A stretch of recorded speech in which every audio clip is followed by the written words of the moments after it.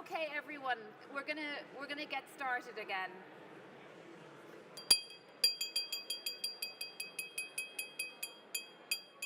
Thank you so much, everyone. If I could ask you just to take your seats, we'll get going.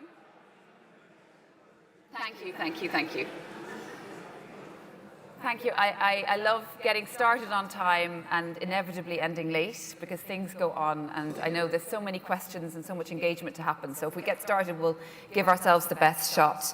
I hope you all had a lovely lunch. A quick reminder, if you can, just to check your phones to make sure they're on mute or turn them off. And also a reminder about the questions for Norway's Minister of Climate, who will be here tomorrow morning, and also the Scottish Cabinet Secretary for Rural Affairs, who will be speaking after him.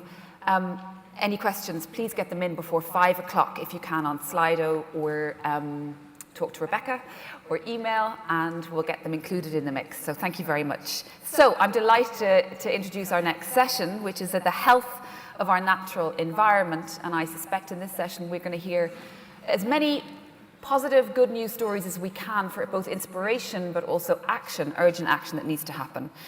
So we heard before lunch about the salmon itself and all the data around the salmon, but what about the habitats it depends on, the freshwater streams and rivers, our estuaries and our wider coastal zones and oceans. So we're going to look at that and hear what we can do to increase the health of those habitats. And the first speaker is Louie Porta of the Atlantic Salmon Federation. He is a leading Canadian environmentalist. He was a founder of Oceans North, which is one of Canada's foremost ocean-focused charities, and he spent several years in the Western Arctic and has led teams which have helped protect more than 5 million square kilometres of ocean habitats, including a large national marine conservation area off the northern tip of Baffin Island, and he's also raised nearly $100 million on conservation projects throughout the North Atlantic. He's a man of immense energy, and he just said to me there he doesn't have time to, I suppose there is no time left to wait too much for the applause, because the reality is you just have to keep going. When the good things happen, you keep going to the next one. But I'm very much looking forward to hearing him talk about the health of our oceans and coasts. Dr. Louie Porta.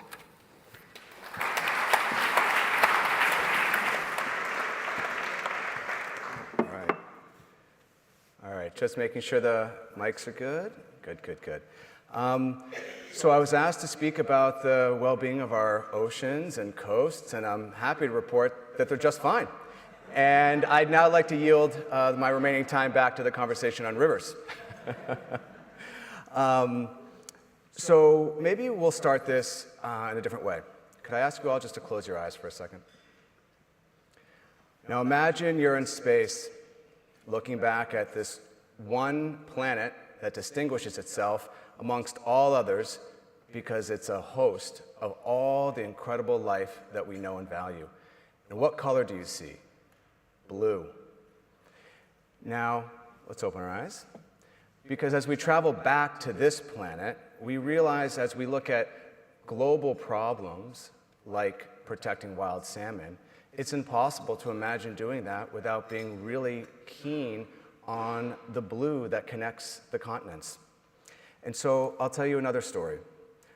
361 million square kilometers is the size of our global ocean. 1.16 million kilometers is the length of our coasts. There's a lot of room for salmon, okay? There's a lot of room for salmon there. The percentage of our global ocean that's protected is 7.5, and only about just less than 3% would be considered effectively protected. Now I'm going to zoom in a little bit more on some of the countries that are represented here and represent our fight to protect wild salmon. In Canada, we've protected just about 15% of our oceans. In Greenland, about 4%. Iceland, less than 1%. Norway, less than 1%. And across the United Kingdom, close to 40%. I'll leave aside conversations about effectiveness for conservation at this moment. Canada, Greenland, Iceland, Norway have all signed the Convention of Biological Diversity. They joined the High Ambition Coalition for Nature, the Global Ocean Alliance, and all have signed, not all have ratified, but all have signed the new High Seas Treaty. And the High Seas Treaty, for those of you who don't know, is the most recent binding international treaty, which when ratified would create a legal mechanism to create high seas protected areas. Right now, half of the world, 50% of the planet, are high seas. So I don't know how we could imagine having any kind of effective and healthy future for anything if we have no legal mechanism to protect half of the world. Okay, so I'm saying this to sort of paint a story that says we actually don't have an excuse for inaction. We don't lack in our host countries opportunities where our nation states have expressed clear priorities for nature. But do we collectively have scaled habitat protection visions, ocean, coasts, and land that are principal vehicles by which our countries can realize these goals? And of course, these goals mean sort of something and nothing all at once, right? Like percentages matter when you're at the UN, not so much if you're talking to hunters in Tuktoyaktuk. But it's just a metaphor for bringing attention, focus, and government resources to bear so all of us have the best chance possible to win the fights that we're trying to fight and stand up a patchwork, a quilt of outcomes that can inspire a new generation. So our oceans are under threat, and highly iconic and migratory species are, just like on land, bear the brunt of it because we notice them more and because they need the most. But I would highlight groups, fish like tuna, like bluefin tuna, are actually being effectively managed and having some recovery. So we can effectively manage things across the ocean when we pool our resources together. And the reason I'm emphasizing protection, and protection for me means both place-based protection and working to abate threats that you can't abate in a certain place, is because when you look at the history of areas that have been managed effectively for nature, the number one indicator is that human beings are managing a conservation feature for that outcome. So just drawing a line doesn't equal an outcome.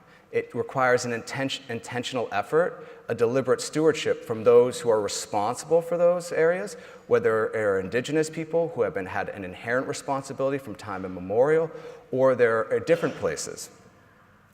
And then the other part is that there's a power of partnership. So some of the successful stories I've been a part of have been positive because of partnerships, unique partnerships.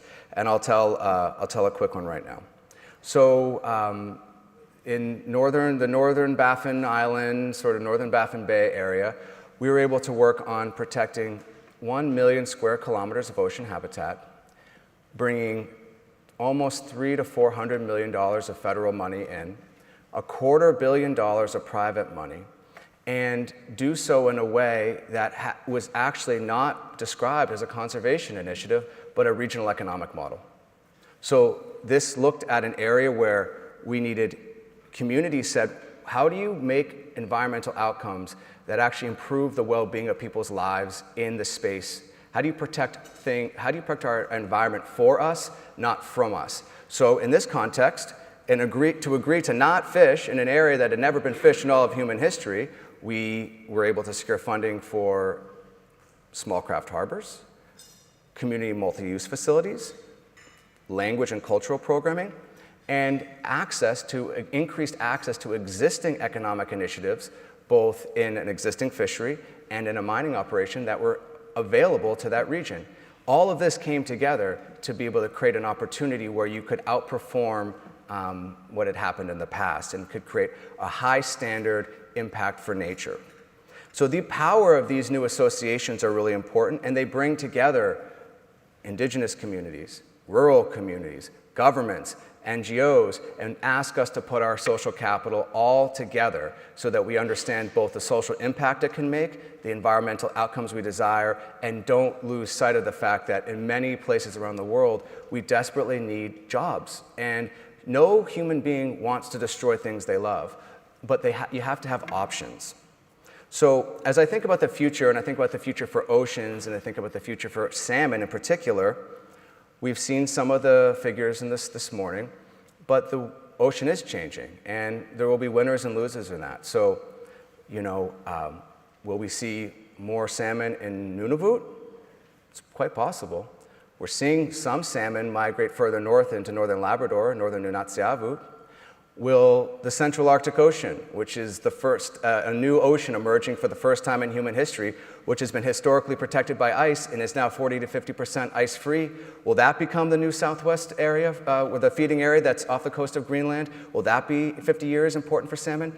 Part of what I'm trying to do is stretch our imagination to imagine protecting the strongholds now, where we know they are, focusing our effort on creating important unified visions, and then imagining the future before other people can and creating scaled outcomes that can really matter. So, because otherwise, this is the sort of, this is the challenge. We take a lot from the ocean. We take fish, we put back plastic. We take oil, we put back sewage. We fight about where wind energy should go, and we advance deep seabed mining. So the ocean is the most regenerative force on the planet. And if we focus on using salmon as a metaphor to connect our continents and to connect us across the full species, across the full range, then I think we have a really good chance to use salmon as a metaphor for the well-being of our oceans, our coasts, and to put back a lot of fish in the ocean. So with that, thank you very much, and I look forward to your questions.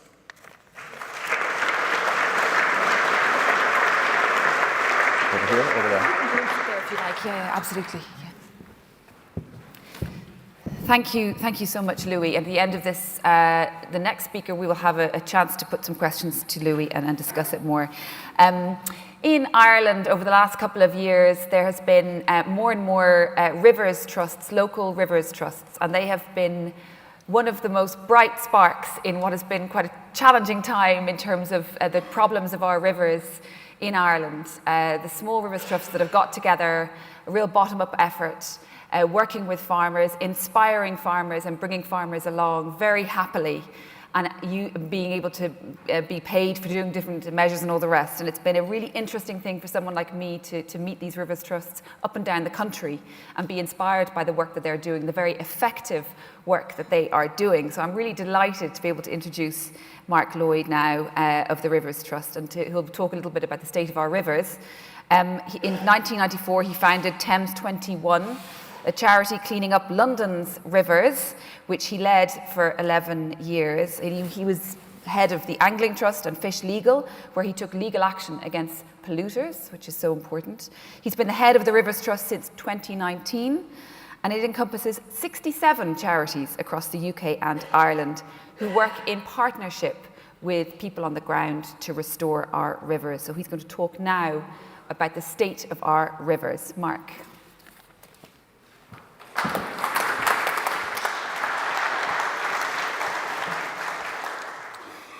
Thank you very much for that introduction and for all the support that you've given to the Rivers Trust network.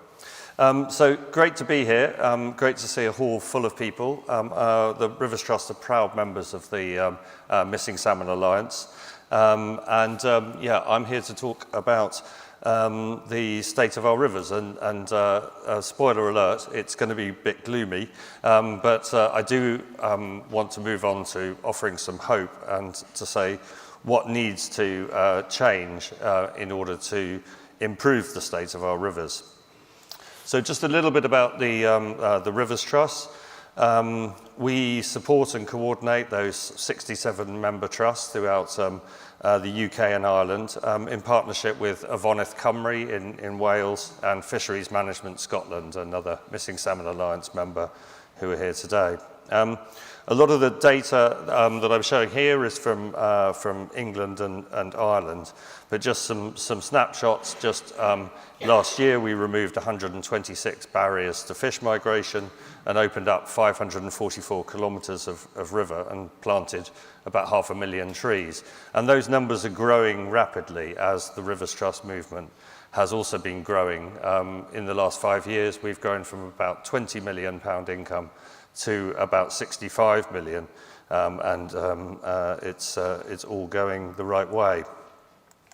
I'm also going to talk a little bit about the catchment-based approach and the catchment partnerships.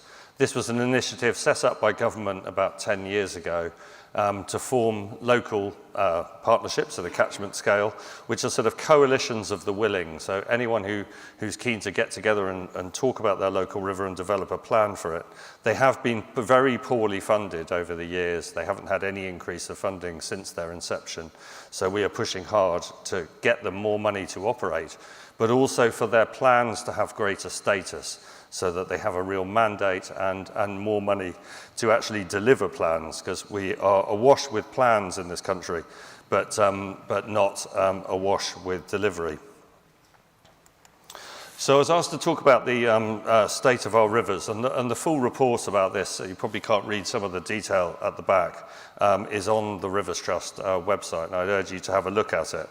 It's based on data from the Environment Agency, so sorry, this is quite Anglo-centric slide, but it shows, broadly speaking, that these are the reasons for failure to achieve good ecological status. That agriculture and land management are responsible for 62% of failures of water bodies to achieve good status, and water companies about 54%, and then urban and transport about 26%. Now, the mathematicians in the room will notice that those add up to more than 100%, so it's about 144%, because the truth is that all of our rivers are suffering from these impacts to some extent, and they all interact and overlap with each other.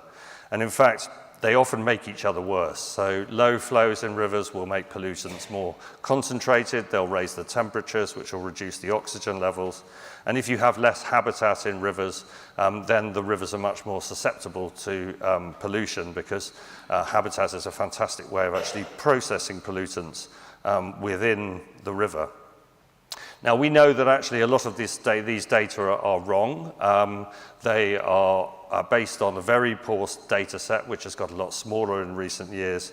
And there are lots of things we're not monitoring. There are thousands of chemicals going into our rivers, which we don't even monitor for in any way. So a lot of these are based on expert judgment and assessment. So they could be wildly wrong. And often the official assessments for a particular river, when you actually drill in and look in much greater detail at what's really going on in that river, are wildly out. So there is a huge need for far better data for us to understand the impacts on the ecology of our rivers. Now, internationally, I've traveled quite a lot and talked to a lot of organizations around the world who look after rivers, and you hear the same story, but just with slightly different percentages and, in many cases, more accuracy. So these percentages will vary, but the principle of what's going wrong with our rivers is common to all salmon. What they need is cold, clean water and healthy habitat in order to be able to complete their life cycle, get up the rivers, find the gravel beds where they can lay their eggs. So overall, our rivers are we've got too much water, often, as we do at the moment, too little, it's too dirty, and there's too little nature. Now, we've heard a lot about climate change, and climate change is really going to make all of those things worse.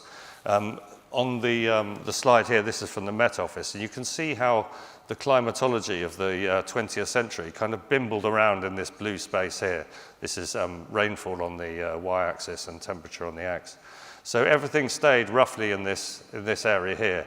And then what happened from the 1970s is that total rainfall, went shooting up along with temperature.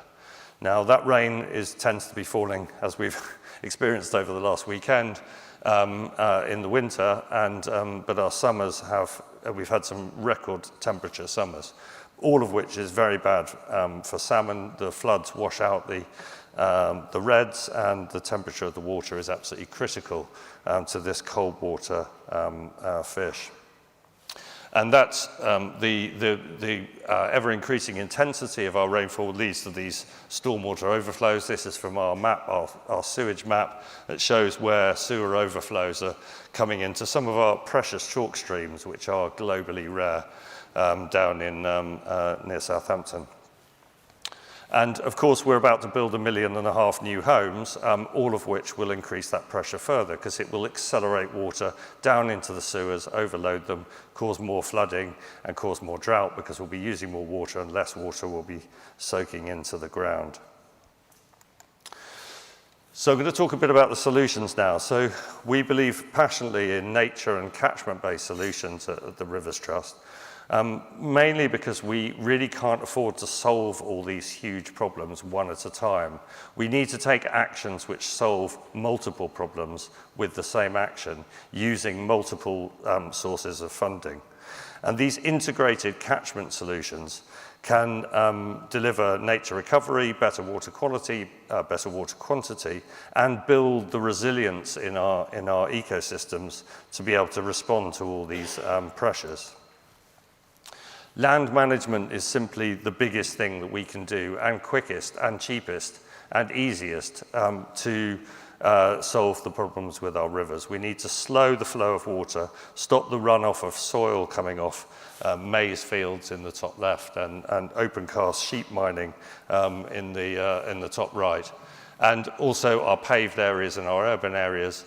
And what washes off the surface, of course, is often slurry, which is being spread really as a waste product rather than as a fertilizer on our land. And the best place to intervene with land management is when the raindrop hits the ground. If we can get our soils into good condition, then the ground will soak up much more water. It'll hold it longer, so reduce the need for irrigation and release it slowly as cold, clean water. In urban areas, there's huge opportunities to put in sustainable urban drainage systems, and these have great benefits for cities. So they help regenerate communities, they reduce crime and the fear of crime, they lower the temperature of our overheated streets, and they also perform a huge function in reducing surface water flood risk and the prevalence of stormwater overflows. And of course, there's lots of things we can do out in the vast expanse of the countryside to slow the flow with restoring healthy soils, I've mentioned, re-wetting our peat, putting in ponds and wetlands. We've lost something like 85% of our wetlands in this country. And putting in leaky dams and large woody debris, planting trees, and re-wiggling our rivers and allowing them to function, increasing the length of our rivers, which are about half their natural length, because of all the fiddling around we've done to them over centuries. So the art to this, and we've been really good at the Rivers Trust, I think, at bringing together multiple funders, is to try and find ways in which you can bring multiple funders together for all of those things: nature recovery, water company expenditure, rather than spending it just on improving their assets, which needs to be done, but finding some of their budgets which can be used to contribute to this much more collaborative approach. And then if you put that together with flood risk management funding and some of the streams of money like biodiversity net gain and nature recovery funds, and carbon offsets, nutrient neutrality funding. If you start piecing all this together and doing what Dieter Helm spoke so well about this morning, optimizing where you spend that money so that you get the biggest bang for your buck to generate cold, clean water and providing more nature and locking up carbon and providing lots of amenity value for communities, you start to do something much bigger at a much grander scale that actually has some hope of addressing these huge and expensive challenges that we face without breaking the bank. So I'm just going to give you a very quick example before I close about the River Wyre in Lancashire. This was a community which had suffered 3 1 in 50-year floods in the last 20 years, and they weren't eligible for flood defences. So you can see the misery that it causes to that community. So we found £1 million worth of investment capital and spent it on roughing up the catchment, putting in trees, leaky dams, tree planting, putting in berms, holding the water back. And this was through an innovative model, and I'm not going to talk you through the detail of this, but basically we got that £1 million and put in ecosystem assets, and that generated ecosystem services, and then people were prepared to pay for those ecosystem benefits. So Sainsbury's, the supermarket, paid because they wanted to replenish the water that they use in their supply chain. Lloyd's Bank, via the Woodland Trust, paid for the trees. We had some money from Flood Re, the insurer of last resort, some money from the Regional Flood and Coastal Committee, and from United Utilities, who are the water company that wanted to protect the resilience of their sewage treatment works. So those ecosystem benefits meant that they were buyers of services, and over the next 10 years, they'll be paying back the investors with interest, who will get a nice return for doing something really worthwhile. And touch wood, it hasn't flooded in Churchtown despite all these rains that we've had. There has been a marked reduction in the flows in the upper rivers. So I put this slide in for Alex Adam, who's in the audience, who loves it. And I'm also going to say that water is the currency of natural capital, because I knew that would get applause from at least one person. And to show that, you know, we can do that in one catchment, but we need to replicate this approach throughout the country. Now, this is the last slide. A few months ago, we had a March for Clean Water on the streets of London. It was fantastic because we had tens of thousands of people came out and marched on the streets with lots of placards. But what they weren't saying is, what do we want? Integrated, optimized catchment management based on good evidence. But that's really what we should be calling for. We need much better data. As Dieter said, his vision, I think, for a digital map of catchments, we've done a lot of work on this at the Rivers Trust, but a lot more needs to be done, and we need a common system which everyone's working to. As I mentioned, we have far too many plans on the River Tamar. They have 65 different plans affecting the River Tamar. We need to rationalize those and make them plans which are actually focused on delivery. As I said earlier, we need to fund our catchment partnerships properly. They're the foundation of local communities coming together and saying what they want from their river, setting clear objectives, and then proper funding enabling those plans actually to be delivered. And that's what will bring in the private finance. If you can aggregate those plans at a regional scale, you can bring in significant finance, because most big financiers won't get out of bed for less than £500 million. And we need regulators to help us do this. A lot of the people who give us money give it to us about 3 months before the year end and say it has to be spent by March the 31st. They put in place lots of barriers to our delivery. They require us to do flood risk activity permits for wetlands, which are obviously going to reduce the flood risk, but you have to go through an immense process of doing it. If you want to take a weir out, you have to apply for an impoundment license in order to then apply to get that impoundment license revoked. It's maddening for all of us who want to get on and do things, and about half of the money we spend on navigating our way through bureaucracy. So we must accelerate that process. Thanks very much.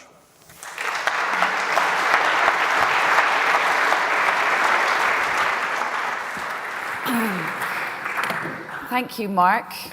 I'd like to now ask Dr. Anne Wills from American Rivers to come up. And thank you, Dr. Caro Cowan from the Marine Directorate in the Scottish Government. Hi.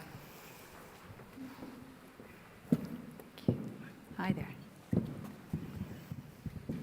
Anne can speak to the rivers, Caro to the oceans, and we're going to have a little bit of a discussion, a crisscross discussion, and then take some questions as well. Anne, first and foremost, you're based in California. There have been, as we know, catastrophic wildfires. How have you managed, and how have you been? Not well. You know, it's difficult for people whose lives aren't touched every day by this kind of tragedy. Not just folks who live far away, but even the people who live in cities like Los Angeles, for whom fire is, you know, kind of a mystery until a 100-mile-an-hour wind blows it through yours and 70,000 other people's homes. So very distressing. Yes, well, I'm glad to see that you are safe and well, and I hope that you have felt the amount of support that has been given through the world for all of you, because it's been absolutely shocking to see, and I suppose also is an obvious reminder of the kind of chaotic, extreme events that are ahead of us. Yes, absolutely. Can you talk a little bit, Anne, about the rivers? I mean, when you listen to Mark there, give his talk. Does it all sound very familiar to you? Yes. I mean, everything from the solutions and how difficult it can be to put them in place to the widespread support that people have for things like restoring rivers. If there's one thing I love about the work that I do, and kind of the unique position we're in, is clean water is not a partisan issue, believe it or not. It's something everybody believes they have a right to, and it's something everybody believes others have a right to. And so in that way, it's refreshing to be able to get up every day and know I'm doing something that everybody wants. The major pressures on rivers, all the same things. I mean, is there, when you hear the kind of lists of problems that Mark lists out, I mean, it does seem unending, but it's the reality. Is it the same in America?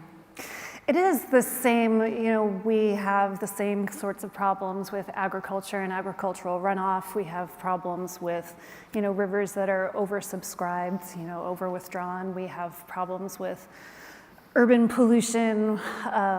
It's essentially the same, and then compounding that with habitat loss of just putting more pressure of people on riverscapes, and you end up with the same situation. And we might come to some examples of hope and action that has worked in a minute. Caro, to turn to you. Louie gave a talk a little bit about what was going on in his part of the world. Does that feel familiar to you? Yeah, I think very much so. And I think actually Louie made a really good point, especially for our oceans. There are no boundaries at sea. I always point out Scotland's longest international boundary is with Norway at sea. Actually, it's with the high seas, technically, out to the west. We have 6 times more sea than land in Scotland. One of my favourite facts. My team know I always get that out there. But we have to work with, certainly on salmon in particular, through NASCO, all of the countries that Louis talked about. And at the same time, we have increasing demands on the use of our sea. Talked about renewable energy, absolutely critical to tackle the climate crisis. We have fishing. At the moment, the UK has a moratorium on deep sea mining, but there'll be continual pressure there. Marine tourism, and then the sort of what I call physical factors, climate change, ocean acidification. So, a huge number of challenges. How we tackle all of those in a coherent way is the big question. Can you give us some examples of things in its simplest terms that have worked? Some examples of where people have worked together and it has come with a more positive outcome. So on the marine side, we've got some really good examples around active marine restorations. Obviously, restoration, we think of on land, things like peatlands, some of the work on rivers, Mark and Anne have just talked about, but at the sea it's a little bit harder. But things like planting seagrass, restoration of native oysters that have been really successful, community-led often in Scotland. And these things, again, picking up a point Louis made, they create jobs. And when we're talking rural Scotland, I'm sure it's the same in rural Canada, rural Norway, 1 or 2 jobs in a community is critical. That probably keeps the school open, it keeps the local shop open. On the salmon, still a lot of work to do, but we've seen salmon back on the River Clyde for the first time, I think it's in 100 years. Looking at March, check I get my dates right. It's worth remembering that on the city crest of Glasgow is a salmon, so that's how important it is. And again, that has brought benefits across the piece. It's not just about the salmon, it's the familiar problem of urban rivers, cleaning up the urban river, helping manage floods. So there is some really good stuff that we can do. Louis mentioned that drawing a line doesn't equal an outcome. We have this thing in Ireland where we talk about paper parks. So you can have national parks, you can have marine protected areas, but on paper they look great, but actually nothing is happening and they're not being enforced and protected. How important is it, to state the obvious, that there needs to be both enforcement and active management for these areas? Yeah, absolutely. So that's something we're working on right now in marine protected areas, where we have, I'd like to say they're more than paper parks, but we still have more to do. So it's putting in place the protection mechanisms, it's the enforcement, and then it's helping people understand why they're there. So people really understand the importance and the benefits for the salmon, for the fisheries, for the tourism. Just sort of drawing a line on a map is certainly not going to achieve anything. And sorry, I overlooked the River Clyde. For people who don't know, and I'm sure most people do, what happened in the River Clyde to bring the salmon back? So it's that real collective. So it's the west coast, Glasgow, so as you know, really industrial part of the country. So it was partnership, really partnership working up the river, that cleaning up, removing some of the barriers. And I say it brought benefits around flooding as well, so enabling floodplains. And yeah, we've sort of seen the salmon come back. And can you give some examples of effective action on American rivers? Is there one in particular that you can point to? Yes. Well, in California, we've really had the great fortune of being able to celebrate the largest dam removal in the world, which we completed last fall. And I'll talk more about this on Thursday, but it took 3 days before we started seeing salmon returning back up into habitat that they hadn't accessed in over 100 years. And that, I mean, it's a landscape scale project. It touches everyone who lives in the catchment, and it was a collaboration between communities, state governments, national governments, tribes, everybody.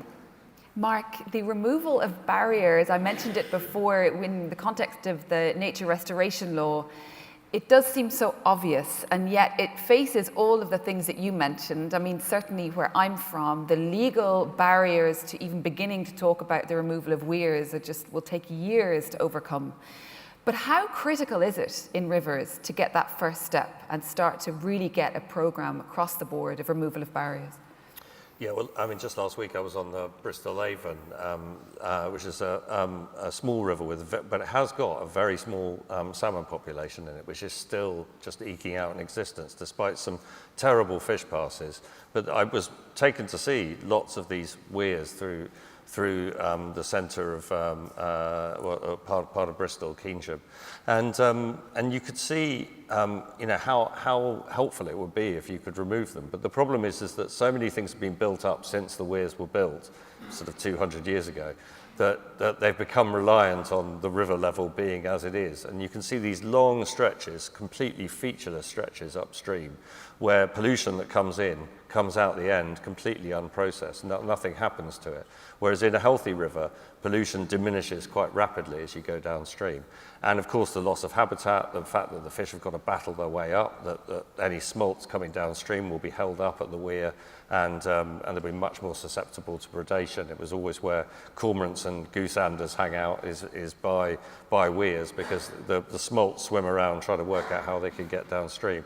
And for the hydrogeomorphological systems in the river, which enable gravels to move downstream and create fresh spawning beds. So it is the single best thing you can do for rivers is to set them free and allow them to function naturally. So it's a huge priority, but it does need to be done at scale, and it is expensive work because you quite often have to keep some of those levels the same height because of the other things which rely on the river being as it is.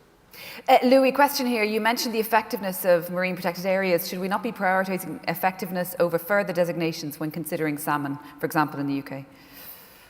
Yeah, I mean, I don't draw a huge, this is where I just sort of don't take the bait, for lack of a better term. We need nature outcomes that are of impact and integrity, full stop. We don't have so much of any one of them that we can spend time pointing at others. And so one of the ways that we can do better is certainly to double down on things that are working. But if people have issues with effectiveness of marine protected areas, they should ask their governments to put in place standards for those protected areas. There are standards that achieve a certain baseline of outcomes and if we did those things, then we'd take off the table some of the challenges that people point at and say, oh, well, it doesn't work. It doesn't.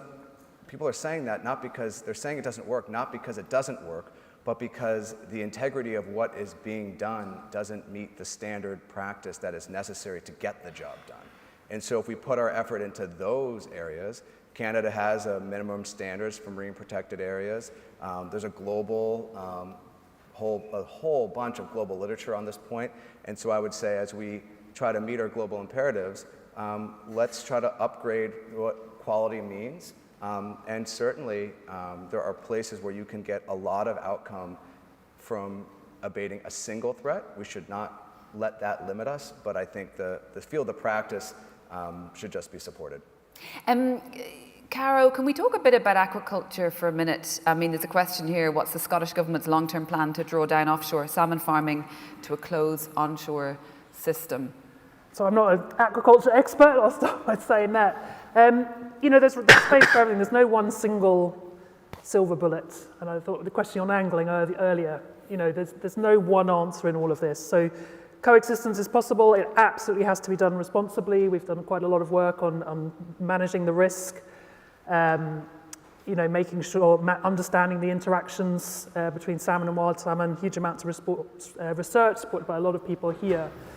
But it's worth noting, for example, in Scotland, there is a presumption against development aquaculture on the eastern north coast, so there's no aquaculture development there, and that's where most of our salmon is, and we're still facing a lot of challenges with our salmon in that area as well. So, it's very easy sometimes to sort of pick an issue. I think that's what you're saying, Louie, is to pick an issue and say, deal with that, and actually you've got to look at it.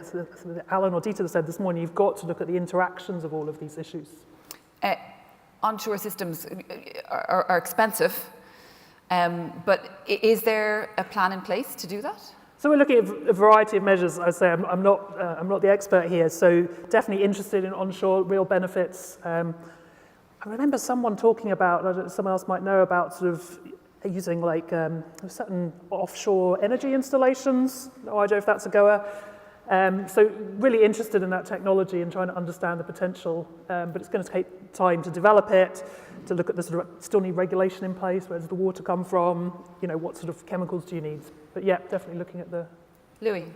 Yeah, I would be remiss to not just sort of underline, in Nova Scotia we have something called Sustainable Blue, which is one of the sort of land-based aquaculture operations, Seek, which is a partnership with Patagonia and local business operators, but it has achieved a zero waste discharge system, and it's an example of the kind of outcomes where you can grow healthy salmon, and it feeds an entire business, sort of an arc of other businesses. They're growing soldier fly feed on single-use plastics, and then you have the outcome of the salmon farm is that they're using that to fertilize with the cows. So it's like last summer we got that thing together in Nova Scotia where 7 or 8 businesses got together and actually designed, like if they were to do this at another level, like a whole eco salmon park, and it was really inspiring to look at that scaled level.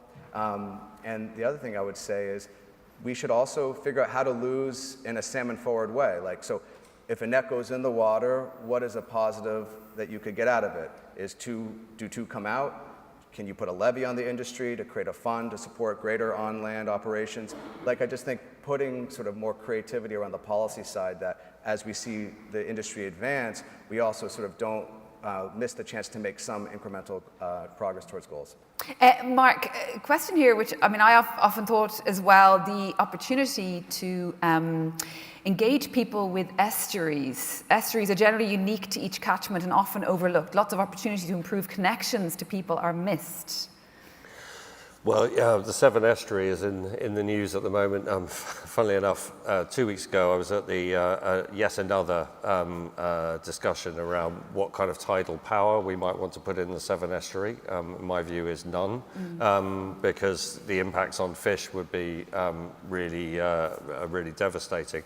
And we already have a nuclear power station being built, which has an enormous inlet pipe, which is going to suck in about 3 Olympic swimming pools every minute of water, which is equivalent to the low flow of all the rivers flowing into the Severn Estuary.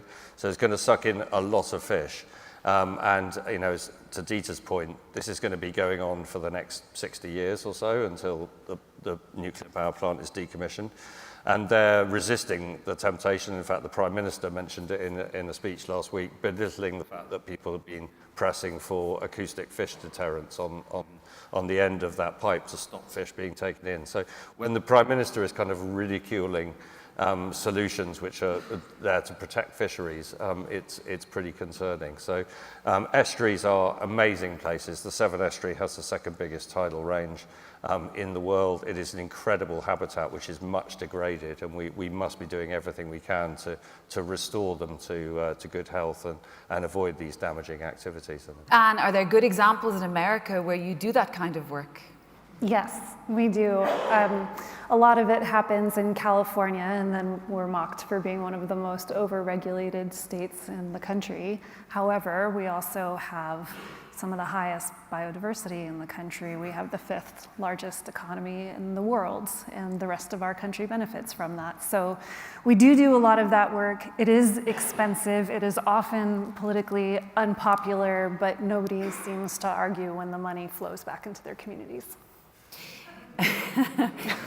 Mark, you mentioned Labour's plans to build 1.5 million houses, is it? We have very similar things going on in Ireland, and I wonder, is it inevitable that that is just going to be harmful? Is there a way that you see forward where that can be done in a more sustainable way that is not so impactful and harmful to rivers and to our waterways?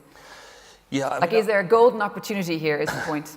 There is. I mean, I was quite encouraged when the new government formed, because we actually had meetings with the Secretary of State for the Environment and the Housing Minister, which are two departments which have traditionally been at loggerheads. And they were actually sitting in the same room together saying, we want to build these houses, but we also believe that nature is fundamental to a healthy economy, which was very good to hear. But I'm very concerned that what they're talking about is just a nature recovery fund which is going to come out of this, which is basically a sort of partial offset of the damage. And what we were saying to them is what you must do is build in environmental sustainability as standard into all these homes. If you do that for 1.5 million new homes and say this is a rule everywhere, it doesn't matter whether it's a protected catchment or not, the issues are all the same. We must have these high standards of water efficiency, of sewage treatment, of putting in solar panels on roofs, making sure that all developments have sustainable drainage systems. If you just do that as standard, the developers will get on with it and deliver it, and the price will come down dramatically because they'll be doing it at such large scale. But if it's a sort of partial condition and they can wriggle out of it, they will try every way that they can to wriggle out of it. So we really need to be firm about making the standards as high as possible and then offsetting the damage that is done. But that, as I say, that's always going to be partial. And a bit of a side point, but is there enough innovation and thinking about this in building, construction, architecture? So trying to find a way to show good examples and say, look, this can be done efficiently, this can be done at a price point that works for you, and go ahead and do it. I mean, is there a lack of that kind of thinking in the construction sector that needs to happen? The technology is there. We know how to do it. We just need to do it as standard, and then there will be more innovation that will come from that, because people will be trying to drive the unit price down of all those measures. And they'll find clever ways of doing that, just as we have with solar panels, which started out quite expensive. They're now cheap as chips. And we need to do just the same thing. I'm staring down at this iPad. Any questions here? We can keep going, but any more questions in the audience? Yes, there's a lady there. Just wait for the microphone if you might. Thank you.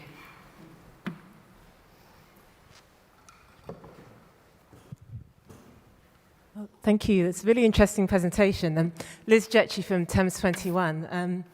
I was just thinking about across the pond we have the political situation of, the drawback against climate change, and over here we're starting to see that narrative of pushing back against tackling climate change. What can we do as an industry to get the public on board on the ground, do you think? Yeah. Caro. It's something I feel quite passionate about, and I don't have the answers. It's about how we tell stories, and we've heard that a lot today. So there's the sort of economics, as Dieter Helm pointed out, the benefits, but there's something about telling stories about why this matters. I thought the children started to do it really well. It's their future. So how do we help people understand that if they, the benefits they get from rivers, the benefits they get from the sea? As a sort of marine person, I'll say it's much harder at sea, but that's because people don't see it. So how do we make it compelling? And I thought actually, Scott and Joe's thing this morning was a really good example of that. And I've seen the installation, it's absolutely astonishing. So how do we help people who vote, who write to their MPs, who make purchasing decisions, challenge people like me working in government that nature matters, that salmon are important, that healthy rivers are important. And we've actually seen that resurgence, certainly around rivers. Obviously, the sewage side of things, people use those. So there's facts and there's economics, but there's something about the stories we tell, the sort of cultural importance, the social importance. That I have the question, but I don't have the answer. Anne, do you do much outreach work with people? I mean, I think we often put so much hope, rightly so, in young people who can teach us so much, as Scott said earlier. But the people who are in power, position of influence, and are able to actually act now, given the urgency of what we're facing, how do you change them? How do you even get them to listen about why these things are so important? That's a wonderful question, and I think the answer is you don't try and change them. This is something I've learned working in one of the most conservative and rural areas in California. I mean, deep, fringy, conservative communities, but what they want is tomorrow. They want it for their families, they want it for their heritage, they want it for their livelihoods, they want clean water, they want it tomorrow they can feel comfortable with. And so rather than trying to get them to adopt the language and the values that I might hold, I can see that what they want really has a lot of overlap with what I want too. And so instead of speaking about maybe salmon and climate change, I might speak about drought and resilience and, just having a healthy soil and healthy landscape. And that is something they deeply identify with. And so within that kind of story, we have a common solution we can work on. Louie, do you have any insights about this? I was speaking earlier to Ken Whelan in the audience, and he was saying about the idea that people who care about drinking water should care about salmon. So trying to get people to care and engage with the fate of this particular species, because, as we've heard so much, it says so much about the fate of our habitats and our planet in general. But do you have any insights in terms of how you get older people to engage? Sure. I mean, I think first you start out with the assumption that we actually have a lot in common, and those are the principles and values that we share, and that whether I'm considered old or not right now can be up for debate, but that have been passed down to us, because those principles of engagement, those principles of cultural value, those things are things that we have in common. And you know who feels the most sad when that goes? The oldest among us, because they've lived with it the longest and they've wanted to pass it on the most. And so, in terms of how to kind of tap into that energy, I think it's really looking to empower people's personal responsibility to take care of the places that they love and to support it on terms that make sense for them. Across Canada and many other places, you're seeing kind of a coastal guardian movement take place, both as a terrestrial and a coastal movement, where people are getting jobs as professional caretakers of their lands and waters. And you know what else they do?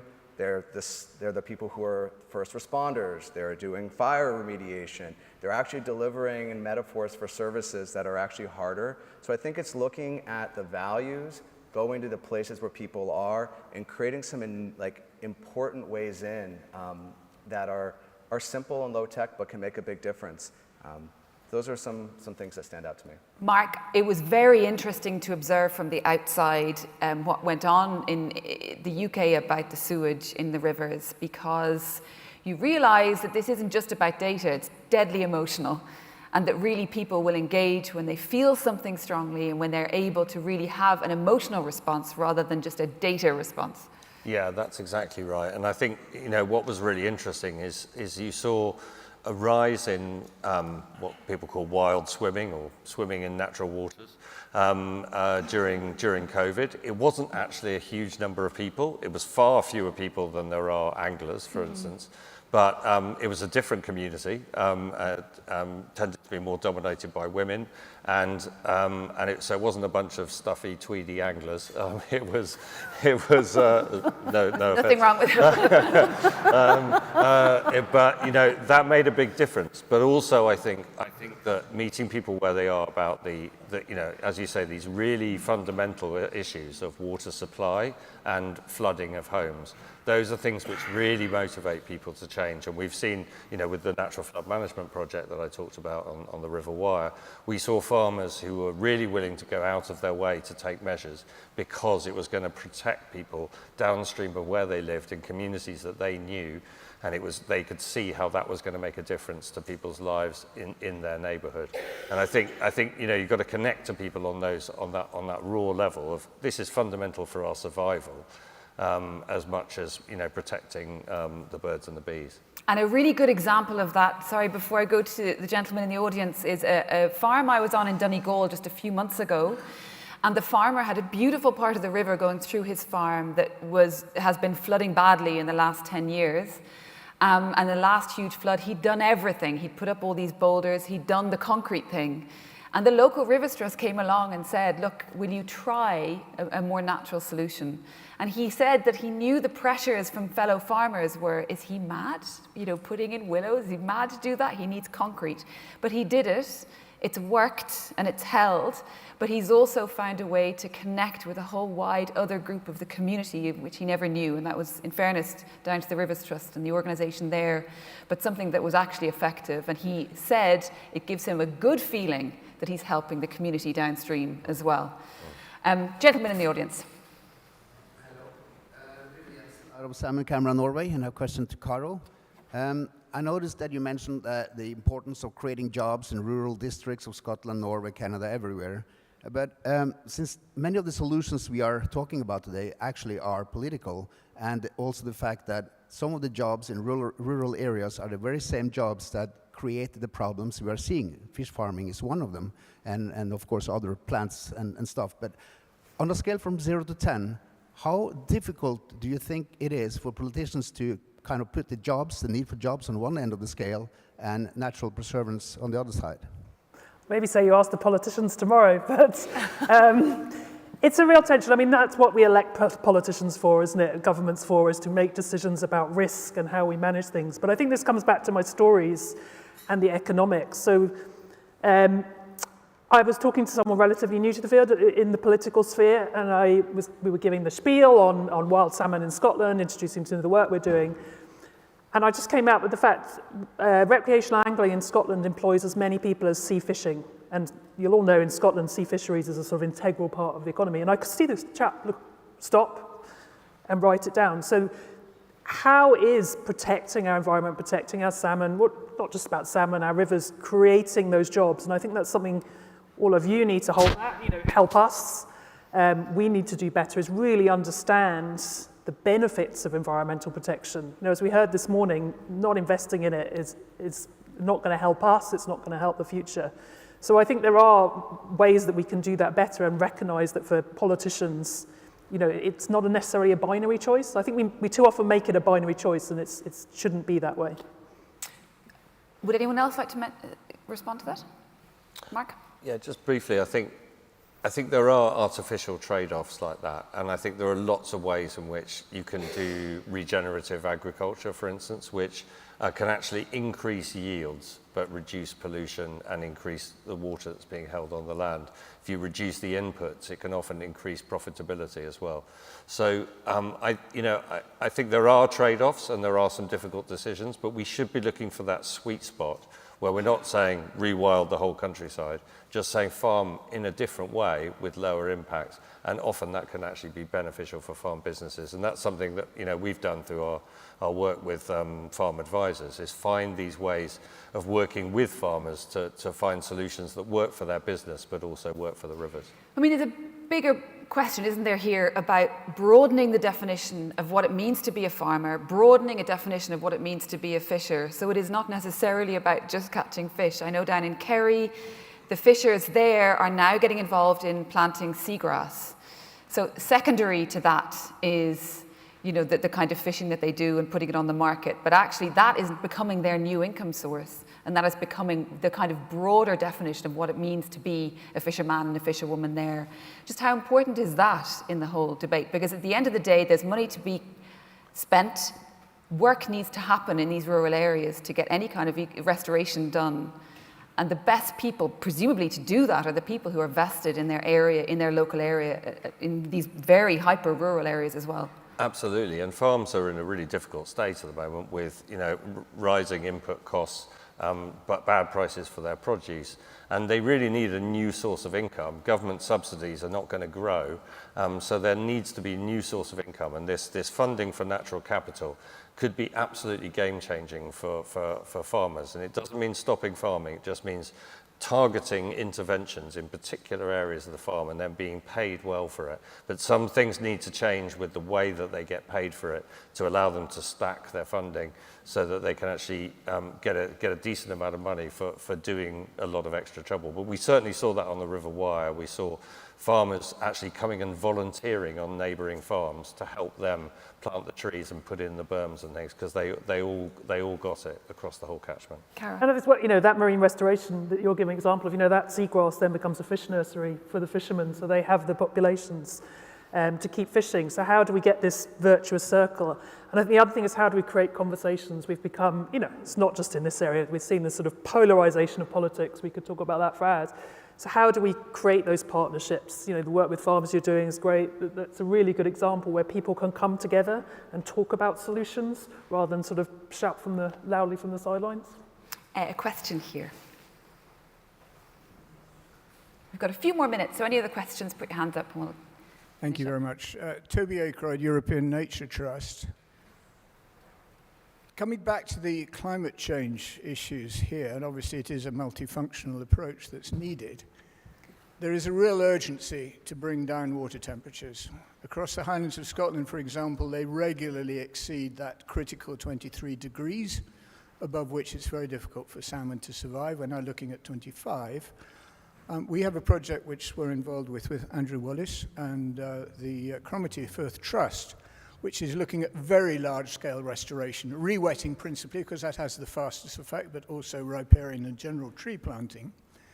What we don't really know is how urgent, how big the scale is that we need to operate on, and how rapidly that's going to kick in to produce the changes in temperature that are absolutely vital.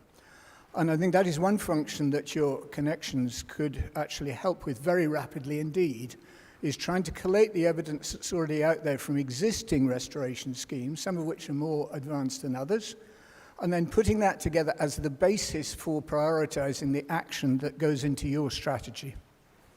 Thanks. Any comments on that? And how urgent do people think it is? How many years have we got to actually stop the rise in temperature and then bring it back down sustainably? And Mark, I'll come to you in a second. Anne. I love this question because my dissertation was on regulating water for stream temperatures, so we could go deep into this rabbit hole. We're not going to. The answer, especially for these habitats in the more southern latitude, is it's extremely urgent. It's extremely urgent. And the difficulty is we're learning more and more about ways that our solutions don't work. For example, in California alone, we have over 1,400 regulated dams, many of which are operated to control cold water for salmon fishery. The Sacramento-San Joaquin had the second largest salmon run on the west coast of the United States. And when we looked at what we know now about what stream temperatures we need and how these dams operate, the findings of that research were that none of them work. None of them work. And that's a really important finding because it means we need to go eyes wide open into what do we do next. Because if we decide, well, we actually need all of these dams, we're making a choice. We're making a choice not to invest in a solution. However, other things that we can think about are, right now, there is an urgency because we know from the latest IPCC climate reports that we are locked into climate change for the next 30 to 50 years. Even if we stopped and did everything we knew we needed to do everywhere in the world today, it would take multiple generations to see a change. So we have to be thinking about not just the long-term trajectory, but where are these refugia, where we're going to protect things right now so that there is something to save once we finally bend the curve on climate change. Mark. Yeah, Antonio Guterres said that we need to do everything everywhere all at once. I think you're absolutely right. It's very pressingly urgent. I saw some data which showed that a river that flowing down through a wooded section was 9 degrees cooler when it had gone through the wooded section than it was when it went into it. So, it really does help, but obviously trees take a while to grow. But I think, I think we need to do both catchment scale restoration and riparian planting. We've got a campaign being launched called Making Space for Water, encouraging this kind of approach across the whole country to plant more trees and allow the space for the rivers to move around. But I think that the quickest way is to allow the water to soak into the ground so it comes out of the aquifers and props up those low flows. And that's the way that you get the quickest result in terms of water temperature. Louie.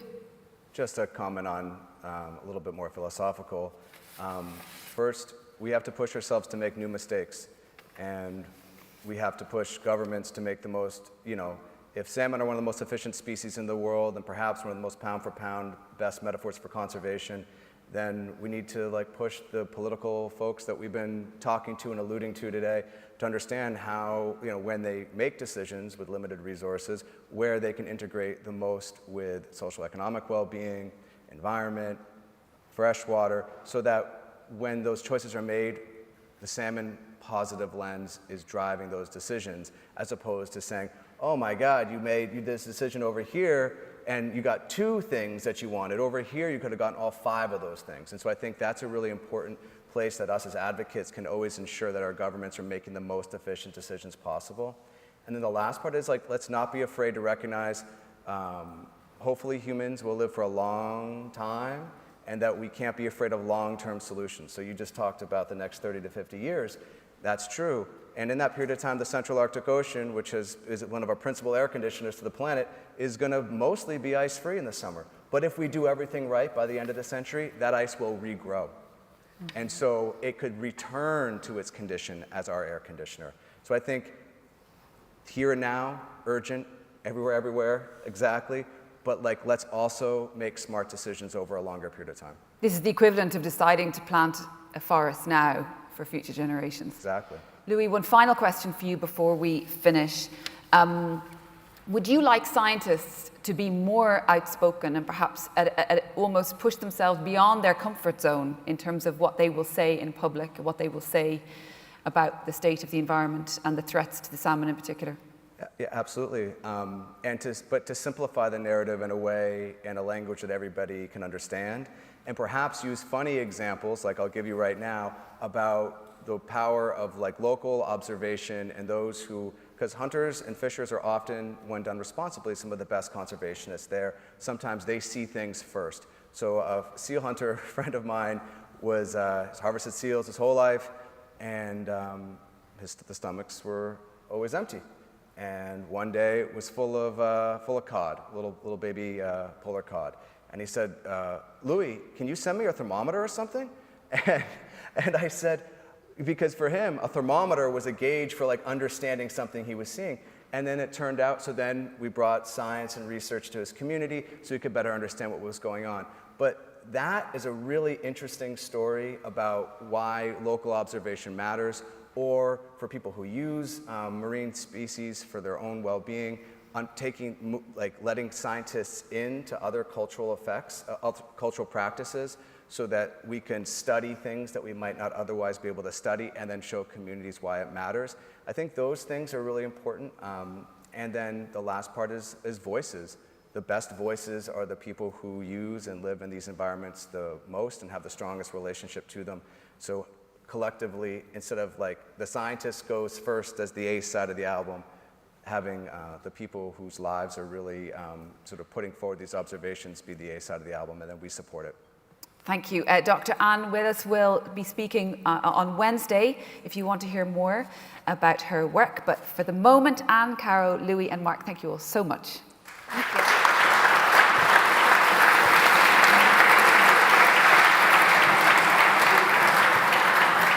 Thank you. Thank you so much. We're going to go straight into the next speaker. And we touched on it a little bit there, the value of salmon and their habitat. Why should we care?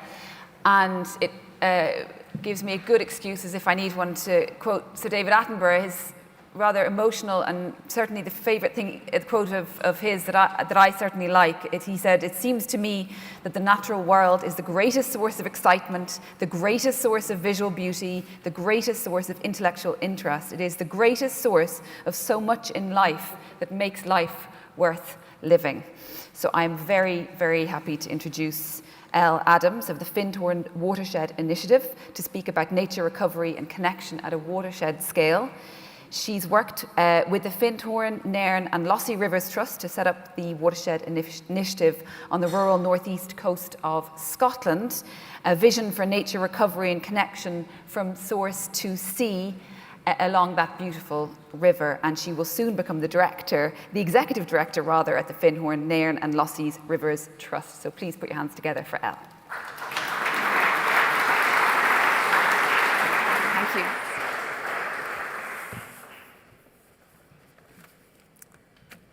Good afternoon. And thanks to Wendy and the Missing Salmon Alliance partners for having me today to talk to you a little about what we've been up to on the River Findhorn.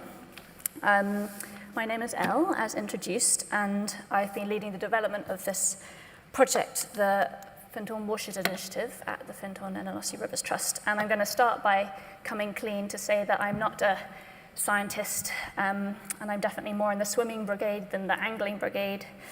And I'm sad to say that I'm not even Scottish, I'm just moonlighting. But I do, however, have a deep love for what has become my home river, the extraordinary River Findhorn, having lived in the village of the same name at the mouth of the river for the last 15 years now. And I am strongly personally motivated by bringing my skills and background and expertise to bear on these urgent challenges of nature and climate crisis. So the theme of my talk today is really all about place, connection to place. We've heard a lot about the need for data and restoration plans and funding and policy changes. But I think the missing piece in that constellation of factors is about belonging, about really deepening our connection to the landscape and to the salmon to motivate us to take better care of them as a species. So I thought it was only fair to begin with a little orientation. For those of you that haven't had the pleasure of experiencing it, the River Findhorn is located on the northeast coast of Scotland. It flows from the pretty degraded peatlands of the Monolith Mountains through sporting estates, downstream through a deep wooded gorge and past ancient oaks of Darnaway Forest, out onto the fertile agricultural plains of Moray, and into the community-owned intertidal estuary of Findhorn Bay, where there's seagrass and salt marsh before entering the North Sea and the Moray Firth. We're flanked by the River Nairn to the west and the River Lossy to the east, which are under the same stewardship of our Rivers Trust, and we're neighboured by the Ness and the Spey catchments. The River Findhorn is still hanging on to a Grade 1 salmon river status. It's about 100 kilometres in length, and our watershed area is around 1,300 square kilometres.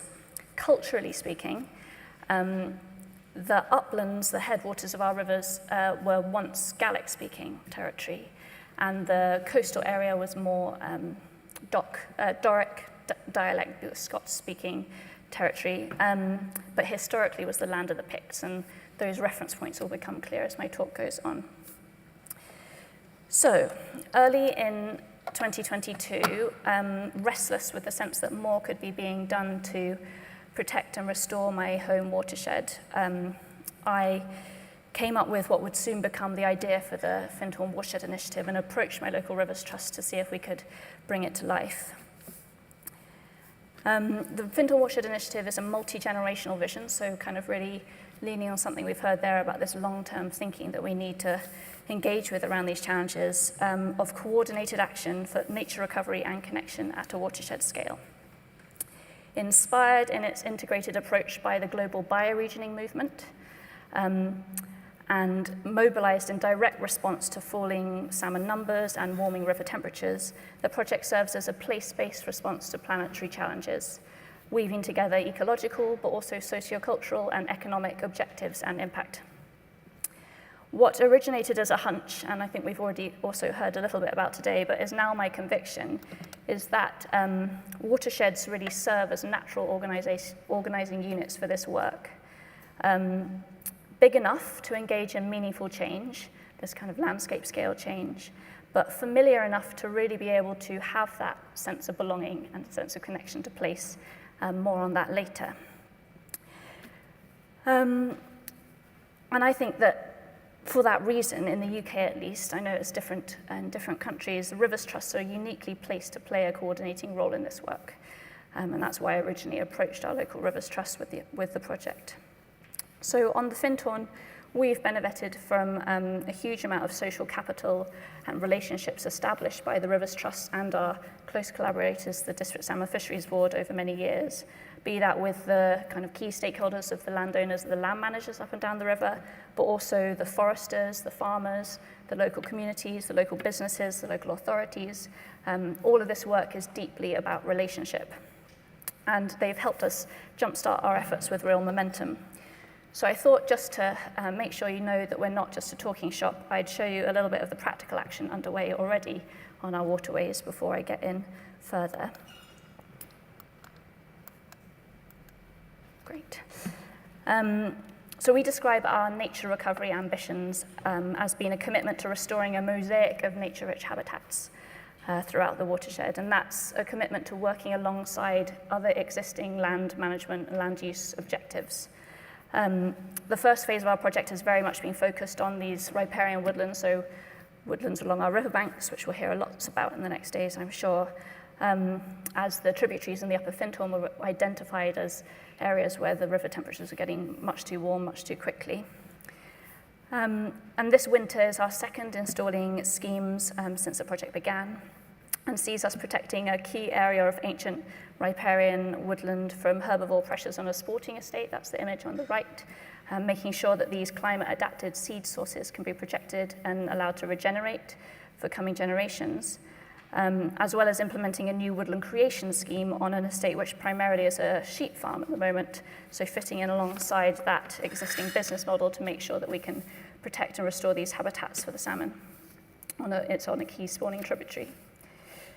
So alongside these nature restoration kind of schemes, we quite quickly realized, and it was unexpected, I have to say, that we were uniquely positioned to kind of gather a conversation and facilitate more strategic thinking around how herbivore pressure, primarily of deer, could be alleviated and enable more long-lasting regeneration of our woodlands and save the need for the expensive fences, because whilst fences have a role to play, it's not sort of as long-lasting a solution as we really need.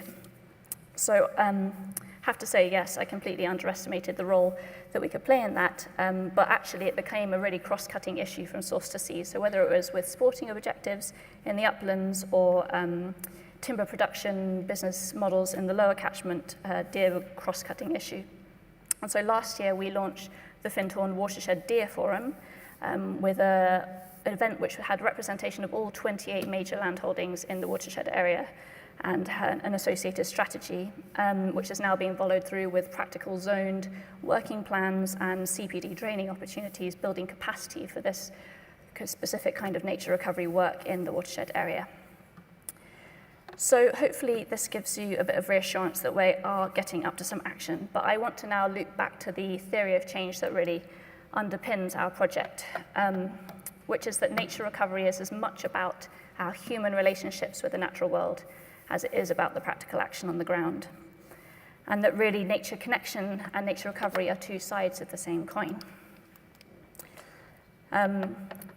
I definitely believe that we won't see the type of transformative, long-lasting action that we urgently need, unless we're also nurturing the hearts and minds and relationships of these people to place, so people that live and work in our area, alongside doing the urgent work on the ground. And so this isn't just my hypothesis.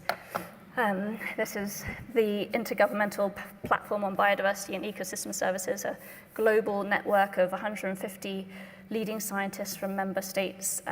Their most recent report, the Transformative Change Report, states that deep, fundamental shifts in how people view and interact with the natural world are urgently needed to halt and reverse biodiversity loss and safeguard life on Earth. So what can we do to rekindle these relationships? We've been having a go at a few different ideas. Here's some lovely pictures of an array of different activities we've been up to. And I have to say, we've structured the kind of community engagement model that we've been undertaking as wanting to cultivate a connection to nature, deepen people's sense of belonging to the watershed, and the theory of change behind that is that as a result, people will be motivated to take greater care of our ecosystems. So we've had people out doing volunteering and citizen science, whether that's freshwater invertebrate monitoring, temperature monitoring, tree seed collection, or mapping the seagrass meadows of Findhorn Bay. We've had some work with an environmental education charity locally, getting school children and over 60s out and about, up and down the catchment, doing walks and talks and activities, and we're hosting monthly environmental film nights. We've been building on the deer management work to reach people through their taste buds, always a really good way to go about it, and getting people eating more venison and then getting excited about how to cook and eat this sustainable food source that's coming off our hills and really needs to stay in our local food supply. And then the piece I'm going to dive into a little bit more is around cultural heritage. We commissioned a pair of researchers in residence to resurface the Gaelic nature-related place names, songs and stories of our landscapes to see how those might inspire work going forward. So the piece of work that really stood out in the data, because this is a pilot project and we've been trying to understand how these different types of interventions can really be most impactful, was this commission with human ecology research and residence duo Ranich Sandilands and Mary McFadgen. And they were commissioned to bring their unique practice of what they call cultural darning and mending to the headwaters of the River Findhorn. Both Gaelic speakers who live around the upper catchment area, their practice is rooted in seeking out the forgotten nature-related place names, songs and stories of the landscape, and in their own words, finding those disparate and disconnected threads of the past and weaving them back together with purpose. Drawing from old maps, audio archives, newspapers, manuscripts, and more, their work emphasizes the intertwined nature of cultural and ecological loss, and the role of culture and creativity in repairing and rekindling and forging new connections of care and stewardship. Ranich and Mary's work is showing us that the upper reaches of the Findhorn, the landscape was named by those for whom the living world was much more alive. The tiniest of burns and hills and little, tiny bumps in the landscape, everything had a really intricate, intimate name, and the detail of that naming speaks of an intimate knowledge and care. Better understanding these names has actually also been really useful in practical terms in terms of informing our restoration decisions. So think the burn of the Alder. We can make sure that the species that once were prevalent in these places are getting reintroduced back into the place that they once existed.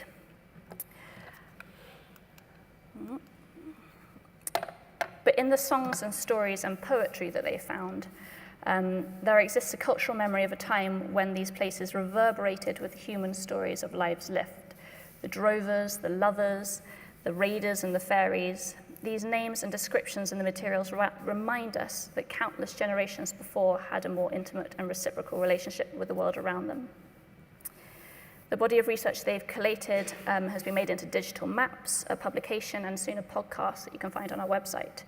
But what was really extraordinary experience was last March, the first phase of the residency culminated in an event at the local community hall in Tomatin at the top end of our river, where we were treated to a performance by award-winning Gaelic singer Julie Fowlis and a bunch of talented musicians, bringing back these songs that Ranich and Mary had found in the archives in Edinburgh, some of which hadn't been played or heard for hundreds of years, back to the community of that landscape to be played and enjoyed.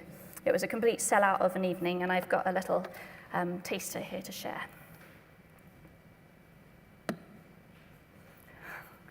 She winces at the tech people. Do I have to click again?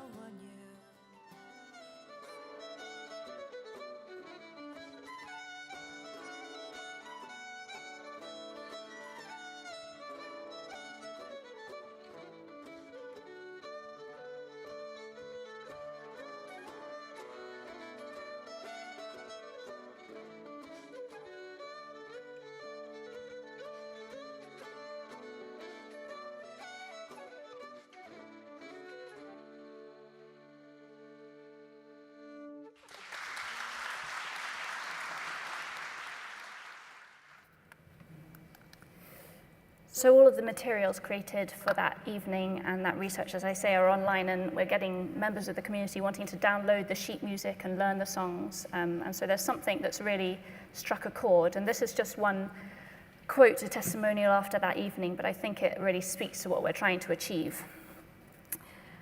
And so to bring it all back to the salmon, because I'm aware I haven't mentioned them very much so far. Here's a Pictish symbol stone that was found not very far from the mouth of the River Findhorn and is now in the National Museum of Scotland.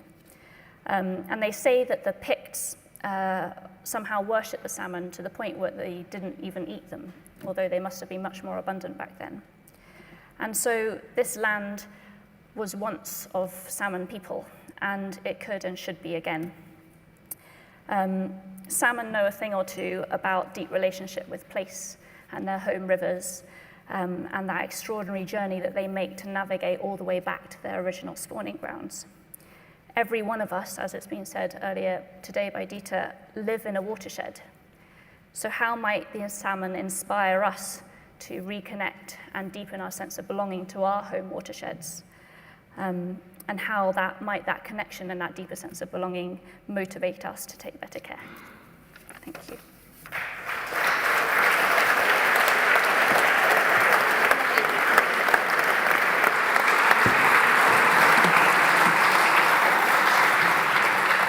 Thank you so much. That was just fascinating and so moving. Thank you.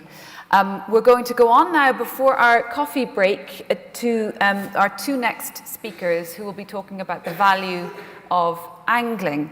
We have Robert Otto and Mark Owen. Robert Otto is the Chief Operating Officer of the Atlantic Salmon Federation, which is a charitable organisation dedicated to the conservation of wild Atlantic salmon, which is headquartered in Canada.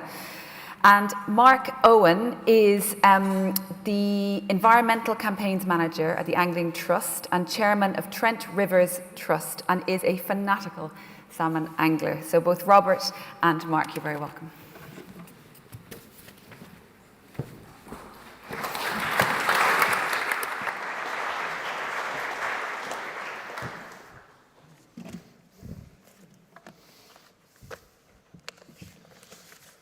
Mic check. How's my mic sound? Very good. Well, it's wonderful to look out over the room and see everybody here today. Thank you, Elle, for that introduction. And I'm so pleased to be here today at Wild Salmon Connections, presenting today with Mark on the value of angling. Before I get started, I'd like to make a quick thank you to Wendy and everybody at the Missing Salmon Alliance and AST for putting this together. I know they've worked extremely hard, and it's all their work is much appreciated. I plan to take about 10 minutes, at which time I'll turn it over to Mark to finish up for the second part of the presentation. Now, do I have a presentation up?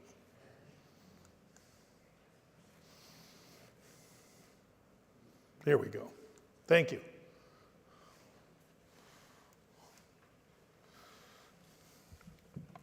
There are, of course, many ways to value angling, and I am going to focus on the economic value of angling. It's a little bit like me putting on a pair of skates and skating out onto the pond that's not quite entirely frozen and going out towards that broken edge and finding out how far I can go without getting myself in trouble. I'm not an economist, but some years ago, the Atlantic Salmon Federation had a report commissioned by a very reputable economic consultancy in Eastern Canada, Gardner Pinfold Consulting, on the economic value of angling. And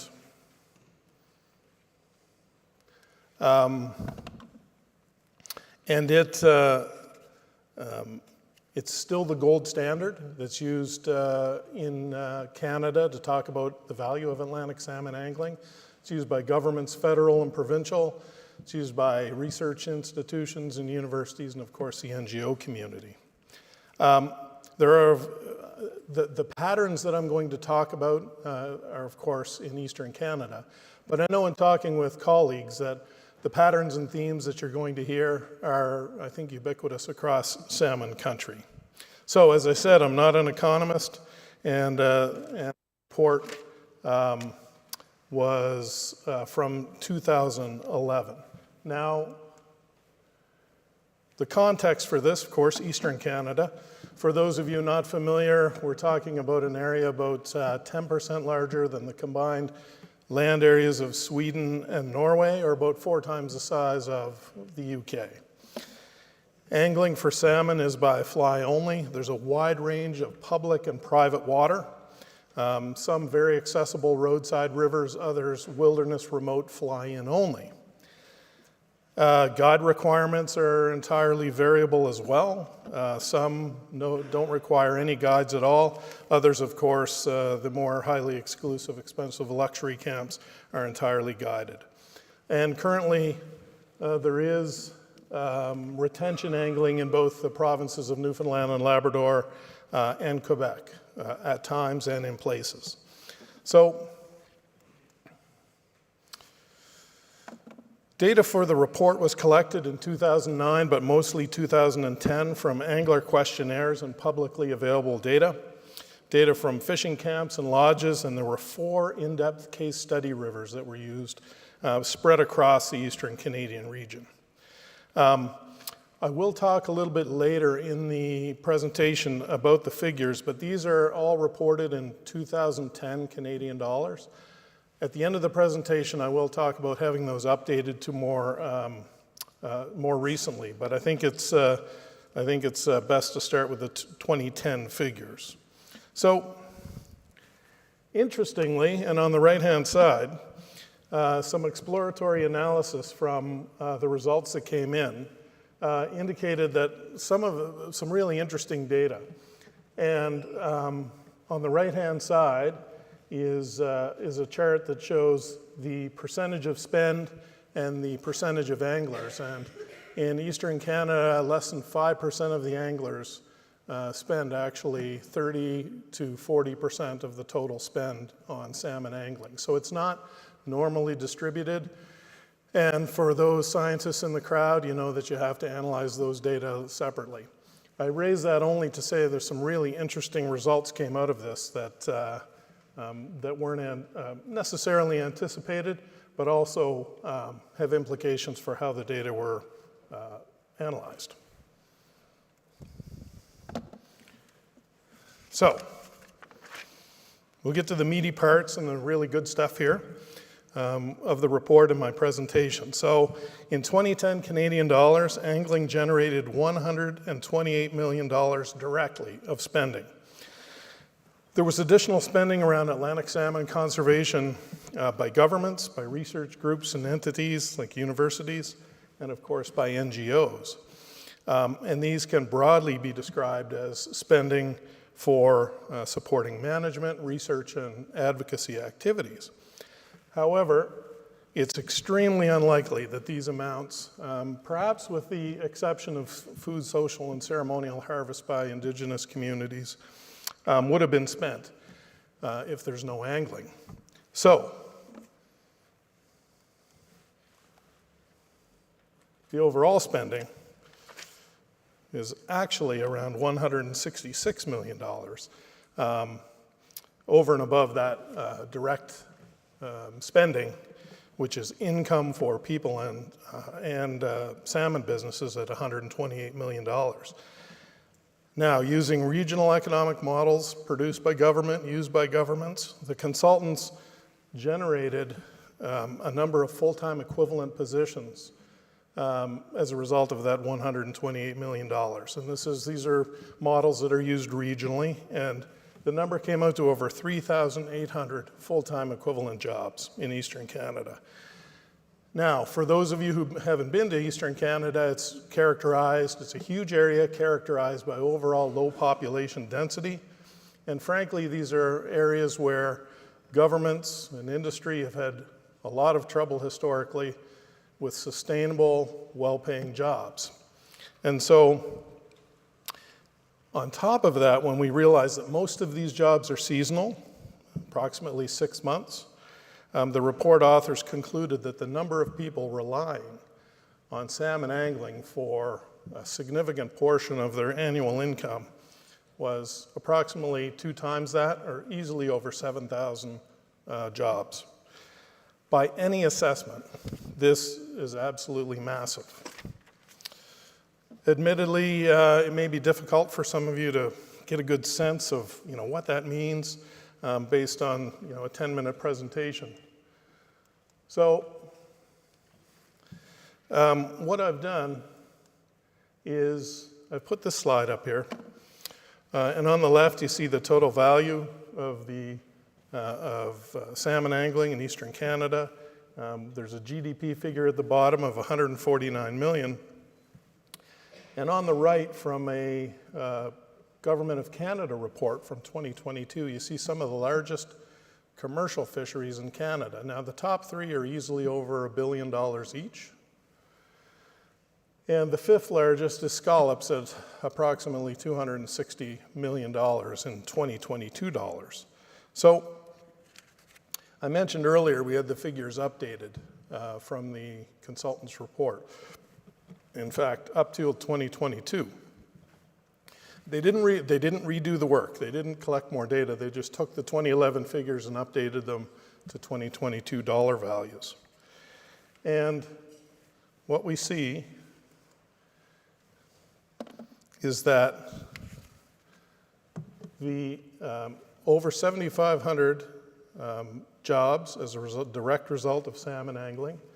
There's a non-use value, which I didn't talk about in here, but the consultants calculated that it's around $138 million of non-use value. These are non-anglers, but it is income into the economy. So the total, depending on how you slice those figures, is easily $300 million in 2022 figures, and probably in the neighborhood of $330 million. So the conclusion here is that in the early 2020s, angling for Atlantic salmon in Eastern Canada had a total economic value that certainly pushes into the top 5 comparison of commercial fisheries in Atlantic Canada, or in Canada overall. Certainly in the top 10. Investments in Atlantic salmon angling are investments in sustainable rural economies, easily punching far above their weight when you think about the local demographics and the local economies. And salmon abundance and sustainability is environmental stewardship, of course.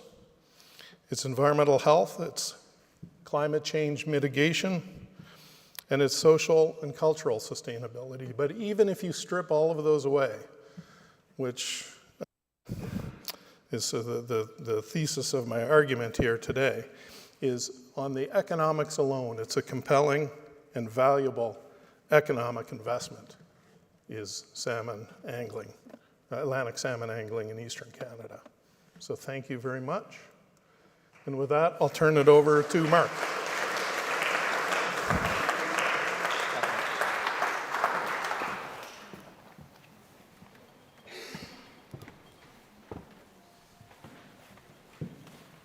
Good afternoon. Stuffy, tweed-wearing, old salmon anglers. You're going to regret that. That might be how you describe yourself, mate. Thank you. So yes, Mark Owen, I'm now actually head of fisheries at the Angling Trust, and I cover sea course game angling, everything basically. I'm also the president of the European Missing Salmon Alliance, so I cover continental Europe as well. And one of my colleagues from Sweden is actually in the room sitting at the back. Hi, Glenn. You'll be hearing from him, I'm sure, during the day. He's a Kiwi. Economic values. The other bad thing that happened to me today was when I got up this morning, I sat on my reading glasses. So my notes are useless, so I'm ad-libbing it, if that's okay. Economic value, I'm going to talk about, but it is more than economic value. For others that do it and love it, it's a calling. It's what we do, it's our life. So Scotland's wild fisheries supports 4,300 full-time jobs and contributes 79.9 million to the economy.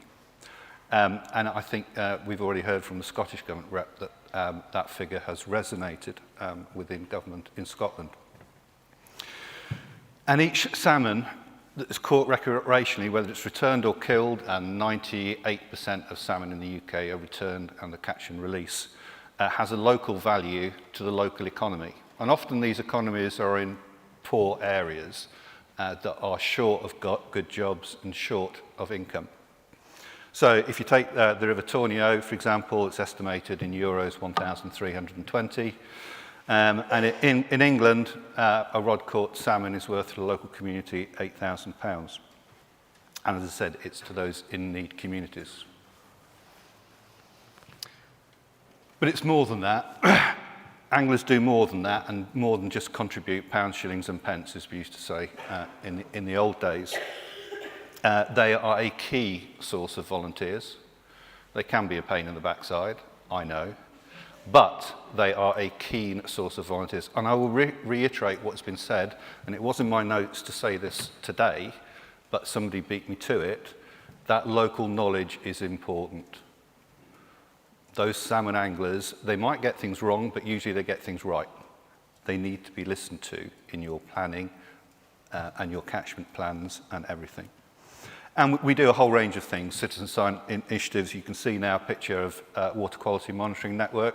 That's an angler out testing. They will know the bottlenecks. They will know how to work with the landowners. Really important. That's a skill that quite a lot of people don't actually have. So I'll take you to the River Loon case study.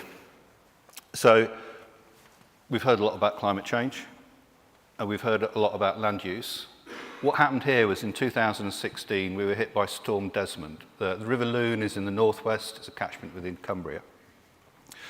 It was a big storm, and it moved a hell of a lot of gravels around. It actually blocked tributaries. It was pulling boulders down. And you can see the date there. Where are we? You can see the peak of the storm coming through. And you can see what happened with the reds, with the fries, just stopped. There wasn't any.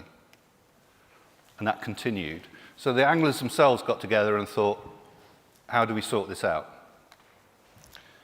What do we do? And they worked it out on their own. They didn't have expensive consultants come in and explain things and put together a plan. They did it themselves. They were retaining gravels, restoring riffles, creating refuge ponds for future storm events, and slowing the flow. You all know the techniques here. You can see the leaky dams. You can see that there's refuges and what have you. Sorry. So what was the result? They monitored it. Okay, they monitored it by what they could do, which is counting salmon reds. You can see here 13, 15, 16. The work was being done, mostly done, in sort of 22, 23. These are the red counts as a result of their work. Shot through the roof. Was it just their work? Was it a coincidence? Well, they kind of they've had controls in place. So there was 2 tributaries where they did absolutely no work. Those flatlined as against to the tributaries that they actually did this work in. And last week, I had a meeting with the angling organisation. They presented their catch returns for last season. It was 300% up on the season before. There is another value of angling as well, which hasn't been mentioned yet in this room, and that is there are a lot of us. That gives us political influence.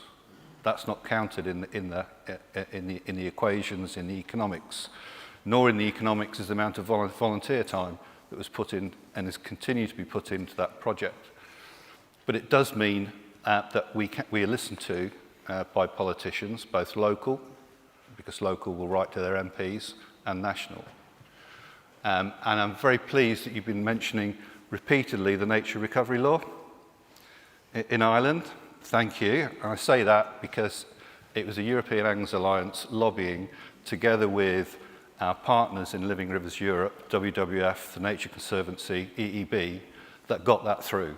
and we got it through by the skin of our teeth. We very, very nearly lost it.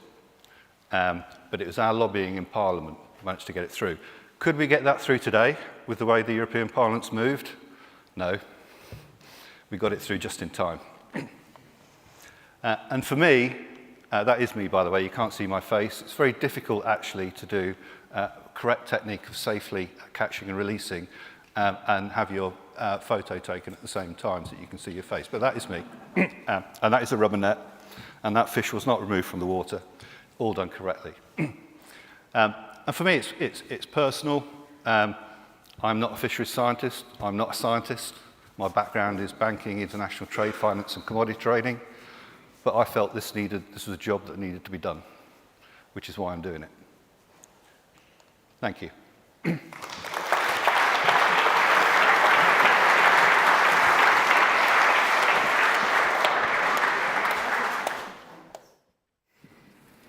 Thank you very much, Mark. Do you want to take, we have time. Is there any one or two questions from Mark or Robert? Or we can move on. There's one question at the back. We'll take one question and then we'll move on. Is there a mic there? We're doing well for time.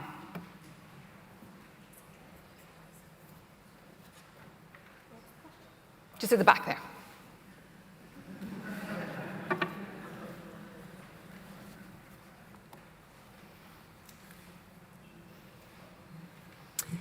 Keep it brief, the answers. Thank you for that interesting information. I'm coming from the United States. I have a question a bit about the model of management and ownership. So, of course, in the United States, the rivers are owned by everyone. In Canada, in some cases, they're owned by everyone. In other cases, they're owned privately, or the fishing rights in those locations. Excuse me, in other jurisdictions, perhaps here in England and elsewhere, there's more private water. Which of those models works best? Robert, do you want to answer? Oh, sure, I'll take it. Yeah, I'll take a crack. Just briefly, and then we'll move on. Thank you, Dwayne. There's an awful lot to unpack there, I'll say, Dwayne. There's coffee on the way, so we're going to unpack it in 2 minutes, if that's okay. Okay, sure. Yeah, Coffee's more important. I wasn't saying I was going to unpack it all, but I'll say I'm not sure it's a very simple answer, Dwayne. We know that private access to water can limit the number of rods and pressure, certainly on those fisheries. We also know that private access does put a lot of money into conservation. As Mark was saying, the value of conservation from having people engaged and angling is immense, and I don't think we do a good job measuring all of that. And I think you see that in areas where it's public water, like in Nova Scotia or on the island of Newfoundland, where we have these armies of folks who are willing to go out and help us out. So those would be my two comments right off, Dwayne. I know that doesn't answer your question, but that's about as far as I think I can take it. Well, the good thing is it's coffee time, so you can carry on the discussion over coffee and tea and water. All I ask that you all come back 10 to 5 to latest, and we've got a really interesting session coming up for you now, but coffee at the moment at the back. Thank you.